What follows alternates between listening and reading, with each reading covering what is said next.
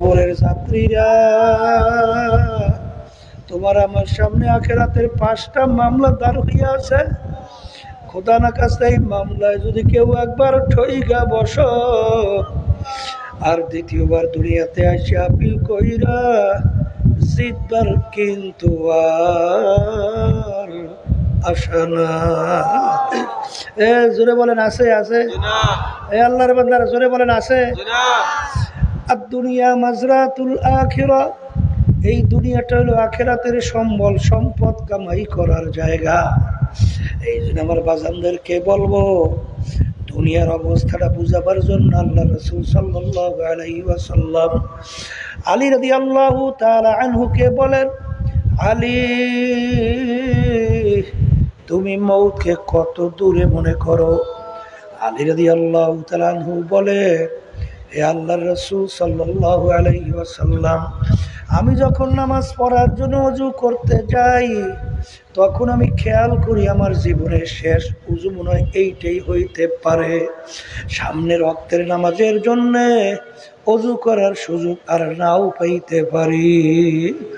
আল্লাহ রাসূল সাল্লাল্লাহু আলাইহি ওয়াসাল্লাম বলেন, আলী তুমি তো ভুল করছো রে আলী, এক নামাজ থেকে অন্য নামাজ আসতে মাঝখানে অনেক সময়ের ব্যবধান। আলী মৃত্যু তো এত দূরে না, এ আলী মৃত্যু তো এত দূরে না রে আলী। তুমি যখন নামাজের ভিতরে ডান দিকে সালাম ফিরাও তখন তুমি খেয়াল করো আমি বাম দিকে ফিরাতে পারি কিনা। এরকম ঘটনা বাংলাদেশে মাঝে মাঝে আমার মালিক দেখায়ও। বাজার পটুয়াখালী জেলা গলাচিপা থানা, আমাদের চরবনের একজন মুজাহিদ ফজরের নামাজ পড়ার জন্য যখন মসজিদের মধ্যে গেল, যাইয়া দেখে ইমাম সাহেব মসজিদে আসে নাই। লোকজন তাকে ইমামতির জন্য সামনে দিল। সে 2 রাকাত ফরজ নামাজ পড়াবার পরে ডান দিকে সালাম ফিরাইল, বাম দিকে সালাম ফিরাইতে আর পারে না। এরপরে দেখে আল্লাহর বান্দার দুনিয়াতে নাই। বাজার দুমকি কলেজ মাঠে কিছুদিন আগে আমি মাহফিল কইরে আসছি। কয়েক বছর পূর্বে মুরাদিয়া ইউনিয়নের সদর সাহেব লোকজন নিয়ে মাহফিলে আসছিল। বাজার ইশার নামাজ 2 রাকাত পড়ার পরে তৃতীয় রাকাতে প্রথম না জানি দ্বিতীয় সিজদায় গেল, আর মাথা উঠায় না। এরপরে দেখে আল্লাহর বান্দার দুনিয়াতে নাই। আমার কাছে যখন সংবাদ আসলো তাড়াহুড়া করে যখন দেখতে গেলাম, যাইয়া দেখি মনে হয় এখন ঘুমাইয়া রইছে। এ কবরের যাত্রীরা, আসলে কে কোন সময় কিভাবে রওনা করব বাজান তোমারও জানা নাই, আমারও কিন্তু জানা নাই। এই জন্য আমার বাজানদেরকে বলবো, পর্দালে মা বোনদেরকে বলবো, আল্লাহ রাব্বুল আলামিন তোমাকে আমাকে স্মরণ করাইয়া দেওয়ার জন্য আগে কোরআনুল কারীমের ভিতরে বলছেন, আলহাকুমুত তাকাসুর হাত্তা যুরতুমুল মাকাবির। আরো আরো আরো আরো বাঁচব। যার 50 বছর বয়স সে হয়তো বা মনে করে 100 বছর বয়স তো মানুষ পায়। আমার তো 50 বছর, এখনো তো 100 বছর হইতে অনেক বাকি। 80 বছর চিন্তা করে অনেক বয়স তো মানুষ পায়। আরে মাঝখানে একবার তওবা করব তাইলেই তো হইয়া গেল। আল্লাহ রাব্বুল আলামিন বলে, আরো আরো আরো আশা করতে করতে কোনোদিন আশা পুরা হবে না। হঠাৎ একদিন দেখবা মালাকুল মাউত হাজির। বাজান তামাম দুনিয়া ইতিহাস বইরা দেখো, একজন লোক পাওয়া যাবে না যে তার আশা সব পূরণ করার পরে দুনিয়ার থেকে বিদায় নিয়ে কবরে গেছে। এরকম একজনে পাওয়া যায় নাই নাই। তামাম দুনিয়ার সবচেয়ে বড় ধনী সেও কিন্তু কোনোদিন বলে নাই আমার সম্পদ আর লাগবে না, বলছে। বাংলাদেশের ভিতরে সবচেয়ে বড় ধনী সেও কিন্তু কোনোদিন বলে নাই আমার সম্পদ আর লাগবে না, বরঞ্চ ব্যস্ততার কোনো শেষ নাই। মেম্বার তার কিন্তু আশা থাকে কেমনে চেয়ারম্যান হওয়া যায়, চেয়ারম্যানের আশা এমপি হবে, এমপির আশা মন্ত্রী হবে, প্রধানমন্ত্রী হবে, অমুক টমুক সমুক হবে, এরকম আশা করতে করতে কুল্লু নাফসিন যায়িকাতুল মউত। এই জন্য আমার ভাইদেরকে বলবো, পর্দা আলে মা বোনদেরকে বলবো, বাজান মনে করছেন আমরা হুজুররা কিছু বুঝি না, বাজান আল্লাহর ফজল করমে তোমরা যারা ইংরেজি বাংলা একটু শিখা ধরাকে সরা জ্ঞান মনে করেন না, যেরকম ইচ্ছা সেরকম নিজের জীবনকে চালান। আমি সেই বাজানদেরকে বলবো, পর্দা আলে মা বোনদেরকে বলবো, বাজান আমরা বুঝা শুই নাই কিন্তু দাড়ি রাখছি, বুঝা শুই নাই কিন্তু মাথায় টুপি রাখি, বুঝা শুই নাই কিন্তু লম্বা জামা গায়ে দেই।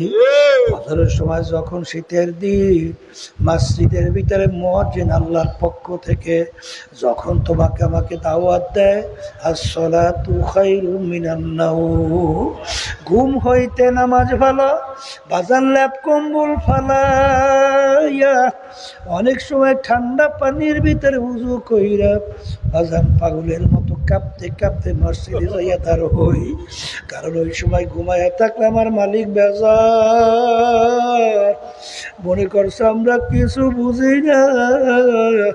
কারণ বাজান ভালো কইরা চিন্তা ভাবনা কইরা দেখছি, কোরআনুল কারীম নাজিল হলো প্রায় 1450 বছরের বেশি হইল।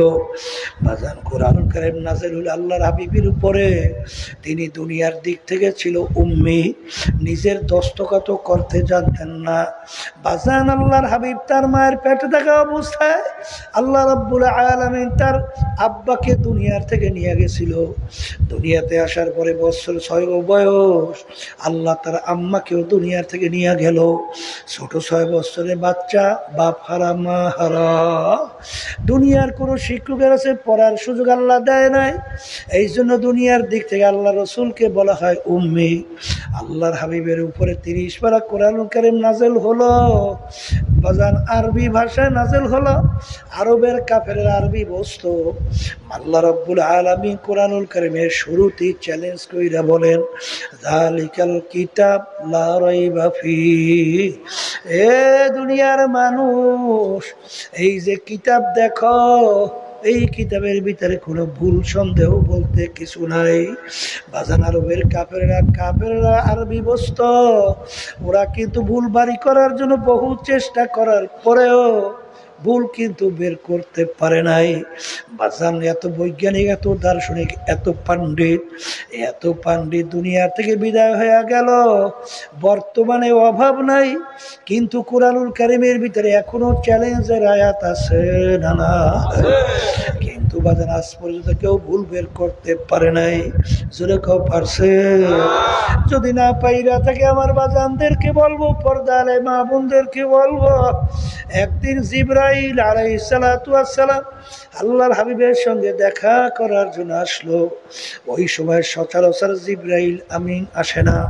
আল্লাহ রাসূল সাল্লাল্লাহু আলাইহি ওয়াসাল্লাম বলে, ভাই জিবরাইল, এরকম সময় তো আপনি সচরাচর আসেন না, এরকম সময় আপনি কেন আসলেন? জিবরাইল আলাইহিস সালাতু ওয়াস সালাম বলে, আল্লাহর রাসূল, আমার মালিক আমাকে বেহেশত জাহান্নামকে দেখাইছে, বেহেশত এমন সাজে সজ্জিত আমার মালিক করছে, ওই দুনিয়ার কোনো মানুষ কোনোদিন তা দেখে নাই, তার চেয়েও সুন্দর। কেউ কোনোদিন কানেও শোনে নাই, তার চেয়েও সুন্দর। কেউ কোনোদিন কল্পনাও করতে পারে নাই এরকম সুন্দর হতে পারে, তার চেয়েও সুন্দর। আর জাহান্নাম আমার মালিক এমন ভাবে সৃষ্টি করছে, ওই আগুনের বিবরণ দেওয়া কারো জন্য সম্ভব না, শাস্তির বিবরণ দেওয়া কারো কোনোদিন জন্য সম্ভব না। এত ভয়াবহ, কেউ কোনোদিন এত বড় ভয়াবহ শাস্তি দেখে নাই, কানেও শোনে নাই, কল্পনায়ও আসে নাই। এই কথা বইলা জিবরাইল আলাইহিস সালাতু ওয়াস সালাম কান্দে। আল্লাহ রাসূল সাল্লাল্লাহু আলাইহি ওয়াসাল্লাম বলে, ভাই জিবরাইল, শরীর, আপনি তো আমার মালিকের নৈকট্যের ফেরেশতা, সম্মানিত ফেরেশতা, আপনি কেন কান্দেন? জিবরাইল আলাইহিস সালাম বলে, আল্লাহর রাসূল, ইবলিস তো মাওলার নৈকট্যের ছিল, আহারে হারুত মারুত তো মাওলার ফেরেশতা ছিল, ওদের ব্যাপারে আমার মালিক কি হুকুম দিল? আরে আমার ব্যাপার তো আমি জানি না, আমার ব্যাপারে আমার মালিকের কি সিদ্ধান্ত হবে, এই জন্য আমি কান্দি। এই অবস্থার সহিদা দেখে আল্লাহর রাসূল সাল্লাল্লাহু আলাইহি ওয়াসাল্লাম তিনিও কান্দেন। জিবরাইল সালাওয়াতুল্লাহ সালাম চইলা যাওয়ার পরে আল্লাহ রাবী সাল্লাল্লাহু আলাইহি ওয়াসাল্লাম মসজিদের নববীর ভিতরে ঢুকলেন। ঢুইকা দেখে একদল সাহাবায়ে কেরাম আনসারী, তারা বসে বসে আনন্দ ফুর্তি করতেছে। আল্লাহর হাবিব বলেন, তোমরা কি মৃত্যুর কথা ভুলে গেছ? তোমরা কি মৃত্যুর কথা ভুলে গেছ? এইমাত্র আমার কাছে জিবরাইল আমিন আসছে, জাহান্নামের যে বিবরণ আমাকে শুনাইছে, ওই এক সেকেন্ডের আযাব সহ্য করার শক্তি দুনিয়ার কোনো মানুষের নাই। তোমরা যদি জানতা, দেখতা, শুনতা, তোমরা কেউ সংসার আদি করতে পারতা না, দুনিয়ার কোনো কাজকর্ম করতে পারতা না, সব ফালাইয়া সব জঙ্গলবাসী হইয়া যাইতা। যখন আল্লাহ নবী সাহাবায়ে কেরামদেরকে বলে, আল্লাহ রাব্বুল আলামিন বলেন, ইয়া আমার হাবিব, আপনাকে তো দুনিয়া আমার বান্দা বান্দীদেরকে শুধু ভয় দেখাবার জন্যই পাঠাই নাই, আপনাকে পাঠাইছি বাশীরা ওয়া নাযীরা, ভয়ও দেখাবেন, তাদেরকে সুসংবাদ শুনাইবেন। আপনি শুধু কেন ভয় দেখান? এরপর থেকে ইতিহাসে দেখা যায় আল্লাহর হাবিব সাল্লাল্লাহু আলাইহি ওয়াসাল্লাম যতদিন দুনিয়ায় বাইচা ছিল, একবারও মুখ ভইরা জোরে উচ্চ স্বরে জীবনে আর হাসে না। আল্লাহর বান্দারা, পর্দা আলে মা বোনেরা, আল্লাহ রাসূল সাল্লাল্লাহু আলাইহি ওয়াসাল্লাম হাদিসের ভিতরে দেখবা অনেক সময় এমন ভাবে কাঁদতেন, কান্নাহু তাল্লুন, মনে হয় যেন হালকা বৃষ্টি পড়তেছে। এই জন্য আমার আব্বাজান বলতেন, বাজান, যেই মামলার তদবির নাই, ওই মামলারও কিন্তু খালাস নাই। এই জন্য যারা মরবে, যারা কবরে যাবে, আমি সেই বাজানদেরকে বলবো, পর্দার আড়ালের মা বোনদেরকে বলবো, যারা আল্লাহর হুকুম নবীর তরিকা অনুযায়ী জীবনকে না চালাইয়া মউতের বিছানায় পেটখানা ভাসাবা, আমার মালিক হুকুম করবে, আজরাইল জাহান্নাম না দেখাইয়া মউত কইরো না। অর্থাৎ আল্লাহু আকবার, জাহান্নামের দরজাটা ঠাস ঠাস করে খুইলা যাবে। আজরাইল আলাইহিস সালাম আসবে, তার মাথা আসমানে, পাও তার জমিনে, এক হাত মাশরিকে এক হাত মাগরিবে, দুনিয়া জোড়া তার শরীর, শরীরের ভিতরে লম্বা লম্বা কালো কালো কতগুলা পশম, প্রত্যেক পশমের গোড়া দিয়ে আগুনের জিহ্বা বাইরেতে থাকবে, নীল রঙের মতো দিঘির মতো দুইটা চক্ষু। আহারে এই সূরাতে যখন চক্ষু কোরআনি দিয়া যখন নাফরমানের দিকে তাকাবে, আরে ওর রূহ তো বের হইতে চাবে না। ওদিকে জাহান্নামের দরজা টাস টাস করে খুইলা গেল, জাহান্নামের আগুন ধাউ ধাউ করে জ্বলছে, সাপ বিচ্ছুগুলো গোড়াইয়া গোড়াইয়া তাকাইয়া আছে। এই অবস্থা দেখে তার রূহ তো তার বের হইতে চায় না। 360টা মাকামের ভিতরে পালাপালি করবে, বাজান রূহ তো বের হইতে চায় না। আসাই সালাম বলবো, রে খবীর, আমার মালিক তোকে দুনিয়ায় পাঠাইছিল তার ইবাদতের জন্য, আমার মালিক তোকে স্বাধীনতা দান করছিল। পরীক্ষার হলে স্বাধীনতা না থাকলে পরীক্ষা হয় না। আমহিলহুম রুয়াইদা, আমার মালিক তোমাকে আমাকে দুনিয়ার স্বাধীনতা দান করলেন কেন? পরীক্ষার হলে পরীক্ষা নেওয়ার জন্যে লিয়াবলুয়াকুম আইয়ুকুম আহসানু আমালা। আমার মালিক দেখতেছেন বান্দা বান্দি তোমরা আমার কারা হুকুম অনুযায়ী চলো আর কারা আমার হুকুমের বিরুদ্ধাচরণ করো। এই পরীক্ষার জন্য আমি তোদেরকে স্বাধীনতা দান করলাম। এই জন্য আমার বাজানদেরকে বলবো, পর্দা আলে মা বোনদেরকে বলবো, একটু মাঝে মাঝে চিন্তা করো। আজকেও প্রায় 2 জন অন্ধ আমার সঙ্গে দেখা করলো। আল্লাহ, তাদেরকে আমার মালিক দেখার শক্তি চক্ষু দেয় নাই। আমার মালিক তোমাকে আমাকে তার নেয়ামত চক্ষু দান করলো। তুমি আর আমি দুনিয়া সুন্দরভাবে দেখি। বাজান এই অন্ধ যদি তোমাকে আমাকে মালিক বানাইতো, তামাম দুনিয়া তোমার আমার কাছে কোনো মূল্যই থাকতো না। তামাম দুনিয়া ছিল অন্ধকার। এই চক্ষু দিয়া দেখে এই নেয়ামত কার? জোরে বলো কার? কত বোবা মানুষ তোমার আমার সামনে আবু করে চিল্লায়। ওর বুকে কত জ্বালা, কত ব্যথা, ওর মনের ভাব প্রকাশ করতে পারে না। বাজান এই জবান দিয়া কথা বলার শক্তি কে দান করলো? আল্লামাহুল বায়ান। আমার মালিক তোমাকে আমাকে কথা বলার শক্তি দান করলো। আখারে কত প্রতিবন্ধী বাচ্চাদেরকে নিয়ে গার্জিয়ান আমাদের সামনে আসে, 2 চোখের পানি বাইয়া বাইয়া পড়ে আর বলে হুজুর ওর জন্য একটু দোয়া করেন, আমার মালিক ওকে প্রতিবন্ধী বানাইছে। আরে ভালো মন্দ কিছু বোঝে না। তোমাকে আমাকে আমার মালিক ব্রেন দান করলো। এই ব্রেন দিয়া পড়াশোনা কইরা ডিগ্রি অর্জন করলাম। ব্রেন দিয়া পড়াশোনা কইরা ব্যবসা বাণিজ্য করে সম্পদ গুছাইলাম। বাজান এই ব্রেন নেয়ামত কার? আজকে আমার মালিকের সমস্ত নেয়ামত ভোগ কইরা আমার মালিকের হুকুম মানবা না। সালাম বড় খাবিস স্বাধীনতা পাইয়া ধরাকে সরা জ্ঞান মনে করো নাই। যেরকম ইচ্ছা সেরকম নিজের জীবনকে চালাইছ। নেতা নেত্রী দুনিয়ামুখী তাদের কথা শুনতে ভালো লাগছে, আল্লাহর হুকুম নবীর তরিকা তোমার কাছে ভালো লাগে নাই। এক শ্রেণী আমার বাজানরা, পর্দার আড়ালের মা বোনেরা, মানব রচিত কুফুরি তন্ত্র মন্ত্র, বর্তমানে বাংলাদেশে প্রচলিত গণতন্ত্র, এর পিছনে এক শ্রেণীর আমার বাজানরা জড়াইয়া দল করে। এই যে প্রচলিত গণতন্ত্র, এর প্রবক্তা হলো প্রাক্তন প্রেসিডেন্ট আমেরিকার আব্রাহাম লিঙ্কন। তিনি এই প্রাক্তন প্রেসিডেন্ট এই প্রচলিত গণতন্ত্রের থিওরি দিছিল, government of the people, by the people, for the people. তিনি এক কথায় বুঝাতে চায় সমস্ত ক্ষমতার মালিক জনগণ। জোরে বলেন নাউজুবিল্লাহ। আজকে স্বাধীনতা পাইয়া যেরকম ইচ্ছা সেরকম করো। আর আমরা যারা ইমানদার আমরা কি বলি? বাইদা আল্লাহ, আব্দা আল্লাহ, ফরদা আল্লাহ। সমস্ত ক্ষমতার মালিক একমাত্র আমার আল্লাহ।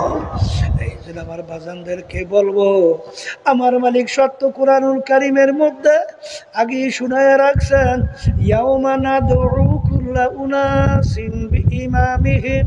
কিয়ামতের ময়দানে আমার মালিক প্রত্যেকটা মানুষকে তার দলের নেতা নেত্রীর সঙ্গে ডাকবে।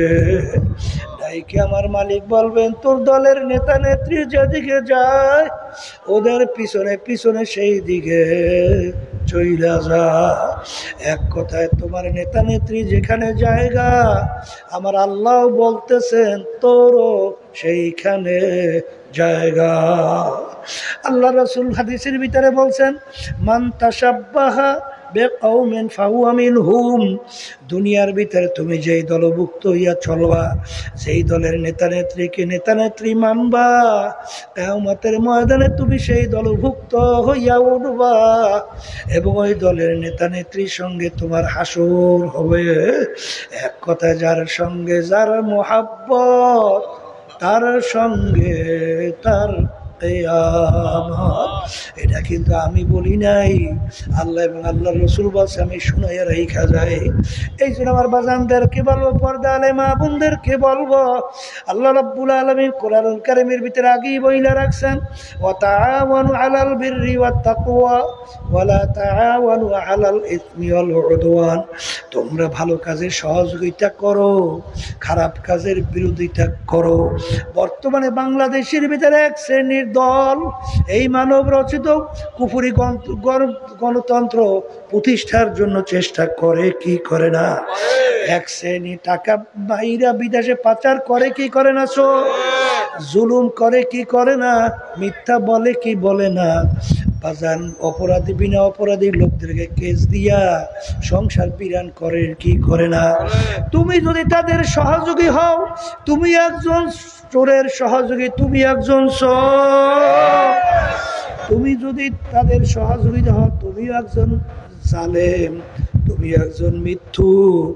তারা যে কাজ করবে তোমার সহযোগিতার মাধ্যমে, তারা যদি নেতৃত্বে ক্ষমতায় থাকে, যদি যত ইসলামের বিরুদ্ধে, যত মানুষের বিরুদ্ধে যত পাপাচার করবে, প্রত্যেকটা গুনার একটা অংশ তোমার আমল নামায় জমা হবে। এই জন্য আমার বাজানদেরকে বলবো, আমার পে কেউ রাগ কইরো না, আমি শুনাইয়া রাইখা যাই, কে মানবেন তা জানি না। এই জন্য ওলামায়ে কিরাম দেখবে বয়ানের পরে বলে, ওমা আলাইনা ইল্লাল বালাগ, আমাদের দায়িত্ব তোমাদের কাছে পৌঁছানো, কে মানবা কে মানবা না এটা বুঝবা মাওলার সঙ্গে। এই জন্য আমার বাজানদেরকে বলবো, পর্দারে মা বোনদেরকে বলবো, আল্লাহ রাসূল বলেন, যারা নাকি আল্লাহর হুকুম না মাইনা নবীর তরিকা অনুযায়ী না চইলা কবরের ভিতরে যারা যাইয়া শোভা, আল্লাহর হাবিব বলে এই কবর কিন্তু আসল কবর না, কোন কোন আল্লাহর বান্দা বান্দির কবরে একটা বেহেশতের বাগান হইয়া যাবে। আল্লাহ আপনি আমার জন্য, আমাদের সবার জন্য কবুল করে নেন। আল্লাহর হাবিব বলেন, ও আমার উম্মতেরা, কোন কোন নাফরমানের কবরের মধ্যে জাহান্নামের আগুন আইসে ভইরা যাবে। আল্লাহ আপনি আমাকে আমাদের সবাইকে মাফ কইরা দিয়েন।